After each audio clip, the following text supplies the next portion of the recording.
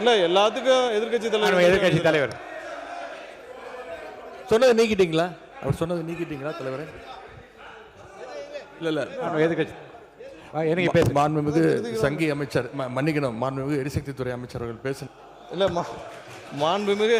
மாண்புமிகு பாத்ரூம்ல நீக்கிட்டீங்களா? மாண்புமிகு பாத்ரூம்ல 3 மணி நேரம் உட்கார்ந்து இந்த எதிர்க்கட்சி தலைவர் நான் சொன்னா பாத்ரூம்ல 3 மணி எவ்வளவு நேரம்? 5 நிமிஷம் ஆகுமா? உட்காரணும். எல்லாருக்கும் பேச தெரியும். உட்காருங்க.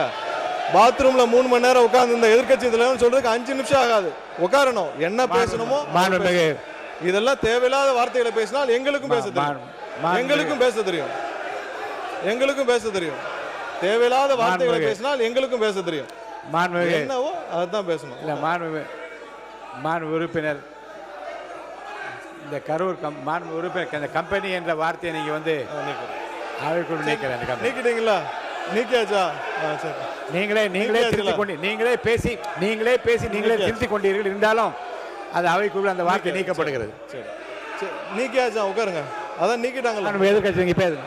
மாண்பு எதிர்கட்சி தலைவர் உட்காருங்க. மாண்பு எதிர்கட்சி தலைவர் உட்காருங்க. மாண்பு எதிர்கட்சி நீங்களே உட்காருங்க. நீங்களே உட்காருங்க. அது பதார் அவரை உட்காருங்க. மாண்பு எதிர்கட்சி தலைவர் நீங்க மட்டும் நீங்க இல்லைங்க. மாண்பு எதிர்க்கட்சி தலைவரை பேச அனுமதிச்சிருக்கேன். அவர் பேச அனுமதிக்க நீங்களே அதை அப்டேட் பண்றீங்களா? அவர் பேசுறத நீங்க பேசுங்க. தலைவர் அவர்களே, இப்போ தமிழ்நாட்டில் யார் பாத்ரூமில் எவ்வளோ நேரம் உட்காந்துருக்காங்க அப்படின்னு கண்காணிக்கிறதுக்கு ஒரு தனியாக அமைச்சர் வச்சிருக்கீங்களா என்பதை நான் கேட்க விரும்புகிறேன். பொதுப்பணித்துறை அமைச்சர் அவர்கள்.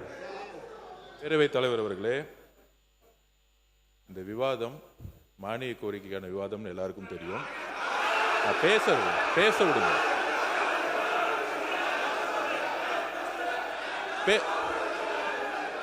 நான் எதுவுமே தப்பா சொல்லல. பேச விடுங்க. எதிர்க்கட்சி தலைவர் நான் பேச வர்றது என்னன்னு கேட்டுக்கிட்டு பதில் சொல்லிட்டேன். எதிர்க்கட்சி தலைவர் ஒன்றும் தவறு கிடையாது. நான் திருப்பியும் பதிவு பண்றேன்.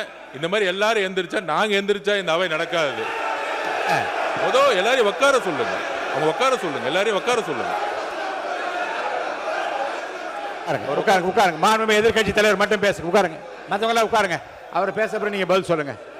மாண்புமிகு எதிர்க்கட்சி தலைவர் பேசுவாங்க. அதுக்கு மாண்புமிகு பொதுப்பணித்துறை பதில் சொல்லுவார். உட்காருங்க. எல்லாம் மீதி பேர்லாம் உட்காருங்க. பேரவைத் தலைவர் அவர்களே, நீங்க பேசுங்க.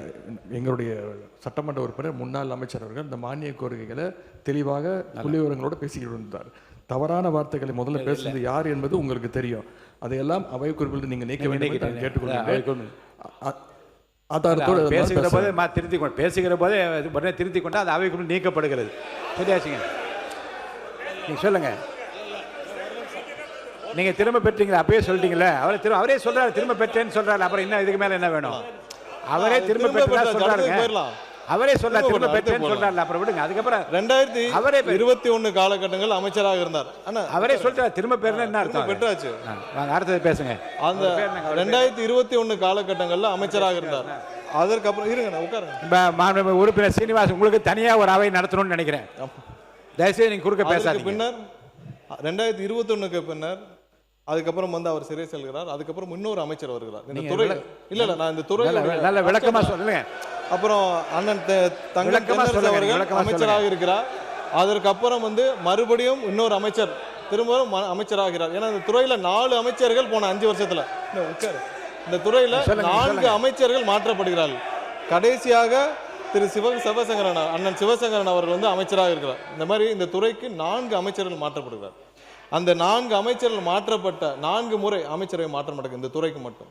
அதுல என்ன நடக்குதுன்னு பாத்தீங்கன்னா, எல்லா வருடமும் ஒவ்வொரு வருட காலகட்டத்திலையும் பாத்தீங்கன்னா, இப்ப சொல்றோமே நம்ம ஆட்கள் பற்றாக்குறை எல்லாமே சொல்லி வரமே, இந்த துறைக்கு மட்டும், அதாவது 2016 நான் அதுக்கு முந்தைய ஆண்டு காலம் மட்டும் ஒரு கம்பேரிசன் சொல்றேன். 2016 2021 ஆண்டு காலத்துல மட்டும் நம்ம மொத்தமாக இங்க ஆட்கள் வேலைக்கு எடுத்தது 9613 பேர்.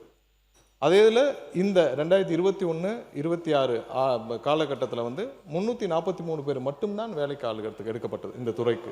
ஸோ அது ஒரு மிகப்பெரிய, ஏன்னா 15,000 பேர்கிட்ட 10,000 பேர்கிட்ட நம்ம ரிட்டையர்மெண்ட் ஆகிற இடத்துல 343 பேர் மட்டும்தான். இது மிகப்பெரிய ஒரு பற்றாக்குறை. அது இல்லாமல் சப்ஸ்டேஷன், அதுக்கு முந்தைய ஆண்டு காலகட்டத்தில் வந்து 2016-21 காலகட்டத்தில் 359 சப்ஸ்டேஷன்ஸ் கொண்டு வரப்பட்டது. அதில் இந்த ஆண்டு காலம் இதை 2021-26 வந்து 122. ஸோ இது மாதிரியான இன்ஃப்ராஸ்ட்ரக்சர் லெவலில் பெரிய லெவலான எந்த மாற்றங்களும் பெரிய மாற்றங்களும் செய்யப்படவில்லை. ஸோ அதே காலகட்டத்தில் நீங்கள் ஒன்றும் இல்லை, இப்போ தளவாடங்களை பற்றி சொல்லியிருந்தார். எவ்வளோ தளவாடங்கள், அதாவது நாங்கள் டிரான்ஸ்ஃபார்மர்லாம் நிறைய வாங்கணும், இந்த வார காலகட்டத்தில் நிறைய தளவாடங்கள் தேவைப்படும்னு.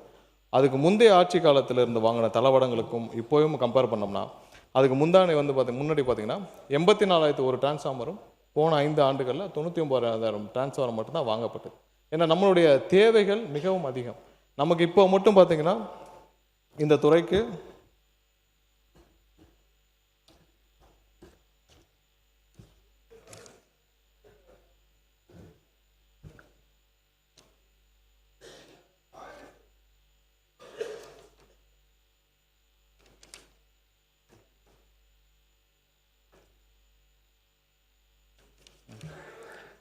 சுமார் 593 சப்ஸ்டேஷன்ஸ் நமக்கு உடனடியாக தேவைப்படுது. அதாவது இன்றைக்கி இருக்கிற பவரோடைய மேனேஜ்மெண்ட்டுக்கு தமிழ்நாடு முழுவதும் ஒரு 593 சப்ஸ்டேஷன் தேவைப்படுது. ஸோ இதெல்லாம் ஆய்வில் உட்கொண்ட நம்மளுடைய தமிழக முதல்வர் கிட்டத்தட்ட 3 முறை எங்களுடைய துறைக்கு ஆய்வு செய்திருக்கிறார். அதில் ஆய்வுக்கு உட்கொண்டு இந்த வருடம் மட்டும் உடனடியாக 209 சப்ஸ்டேஷன்ஸை வந்து அப்ரூவ் பண்ணி அதை உடனடியாக நிறுவ வேண்டும் என்று கூறியிருக்கிறார்.